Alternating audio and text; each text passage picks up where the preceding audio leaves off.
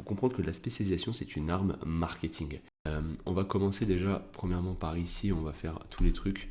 Je vais parler d'un positionnement. Alors là, je parle vraiment des freelances qui vendent une prestation de service non réalisée. Je vais mettre une balle perdue à tous les infopreneurs en général qui te conseillent de te spécialiser. Il faut vraiment comprendre que ces gens-là, ils répètent bêtement, sans comprendre, un élément qui est de se spécialiser. Il faut comprendre que la spécialisation, c'est une arme marketing.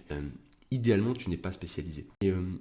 Et pour moi, la principale erreur, c'est d'écouter ces infopreneurs. Bon, alors malheureusement, quand tu tapes sur Internet, c'est le premier conseil qu'on va te donner, c'est spécialise-toi, spécialise-toi, spécialise-toi, avec la fameuse phrase j'aide X à faire Y, machin. Et beaucoup de gens qui racontent ça ne comprennent pas l'élément qu'il y a derrière. Je vais pas te mentir, te spécialiser, ça peut t'aider, mais ça peut t'aider si tu as la logique, la bonne logique qu'on va voir là. Donc moi, je te conseille pas de te spécialiser. Pourquoi? Mais tu n'as pas de données marché. En fait, c'est simple. Si jamais tu n'as aucune donnée marché, tu vas te spécialiser dans un truc qui n'a rien à voir. C'est-à-dire que demain, tu dis, ah mais moi, j'aime bien les logiciels, je vais me spécialiser dans les logiciels. Mais si tu n'as pas de point d'entrée, pas de réseau, tu parles pas leur langue et tout, bah, tu n'existes pas dans leur tête. Quand bien même tu les prospectes et tout, ils vont juste se dire, bon, bah voilà, c'est une personne random qui m'a prospecté.